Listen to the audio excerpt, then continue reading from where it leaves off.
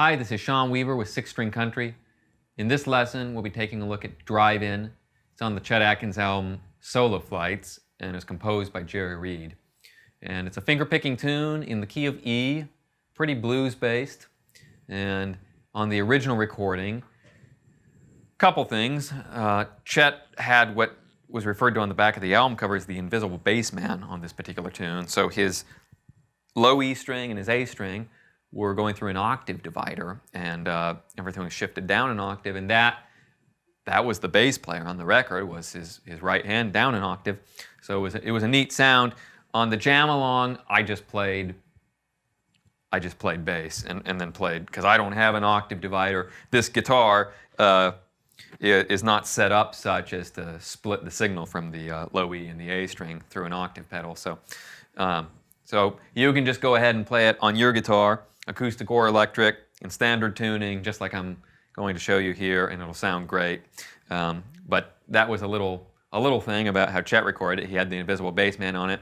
And also, there is an organ solo on the recording that, it's there, and Chet plays some cool rhythm guitar comping behind it. Because I don't play organ, there is an electric guitar solo in the middle over those 16 bars. So we'll be taking a look at that as well in the lesson ahead. And now let's get into it.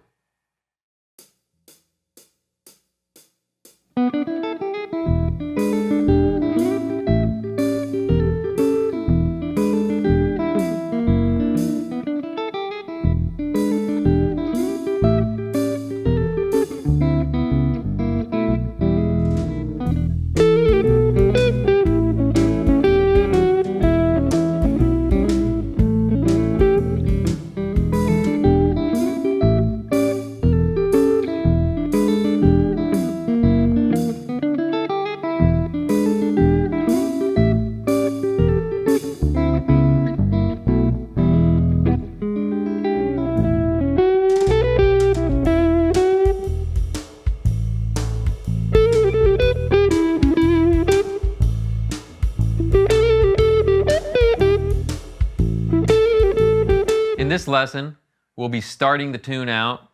There is no real introduction to speak of. It just goes right into the A section, and it starts out with a pickup measure. Starts on the and of beat 2. So if you're counting this or practicing along with a metronome, it'll just be 1, 2, and. Starts on the 8th note, on the and of beat 2. And then on beat 3, it immediately goes into a triplet.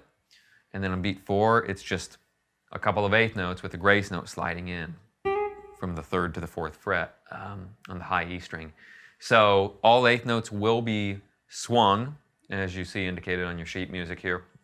And just as far as the left hand goes, getting into that, it's 4th fret on the 3rd string is where you want to start. You want to use your index finger, because you will be following that up immediately with a pinky at the 7th fret on the 3rd string. So using your first finger there gives you enough fingers in between to make that less of a stretch. You don't want to box yourself into a corner by... In this lesson, we'll be getting into the B section, into the bridge of the tune. And it starts on an A7 chord. This will be in measure 17 of your music. And it's going to be open 5th string. And the chord shape we'll be working out of is 2nd finger here at the 7th fret on the 4th string, 1st finger here, 6th fret of the 3rd string, pinky at the 8th fret on the 2nd string. Okay, so beat 1 will be the open 5th string, 1, and then on the and of beat 1, we'll be grabbing that chord, 4th, 3rd, and 2nd strings together, 1, and then beat 2 will be the open E string, 1, and 2. And on the and of beat 2, we're going to use our index finger. This chord shape is going to be broken, and we'll slide back and use our thumb in the bass at the 7th fret. Now that's how I do it. Now let's go ahead and play it at tempo at 120 beats per minute. 1, 2, 3, 4, 1, 2.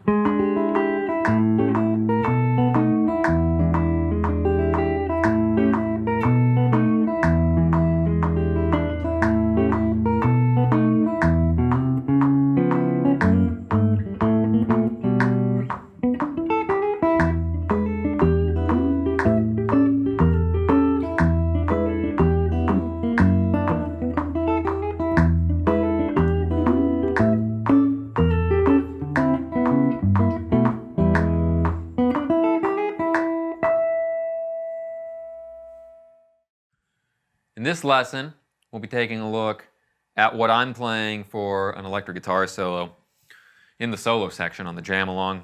As we mentioned earlier on Chet's recording, there's nothing like this. This is the organ solo on the record. But anyhow, I just played an electric solo, and we'll be talking about what I played in particular, specifically to go along with the sheet music, but also I'll just be talking about some approaches and concepts to lead guitar, because it's such a big thing that's been a big part of my life, as well as all the finger picking stuff, and some of the things of just playing good lead guitar are kind of elusive concepts.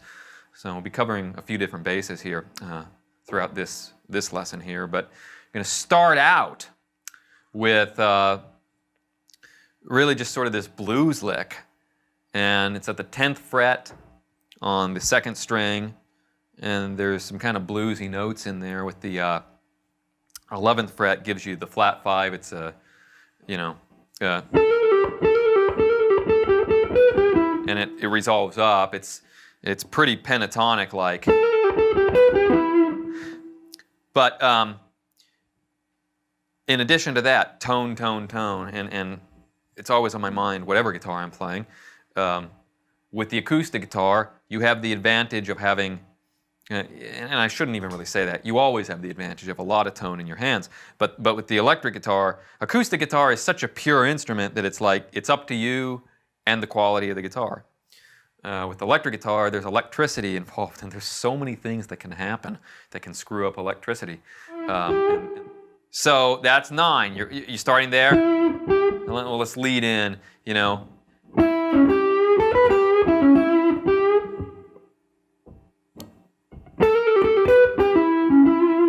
Again, everything there in that phrase is on the B string, on the 2nd string.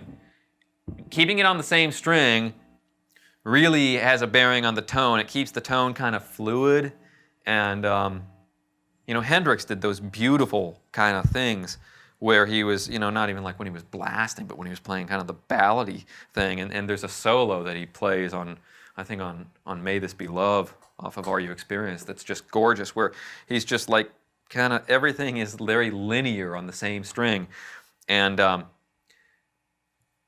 it sounds that way. And it's if you want something to be fluid, play it fluid.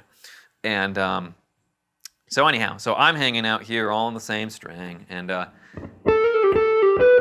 so it's the same lick again as I started out with, so that becomes kind of a recurring thing. So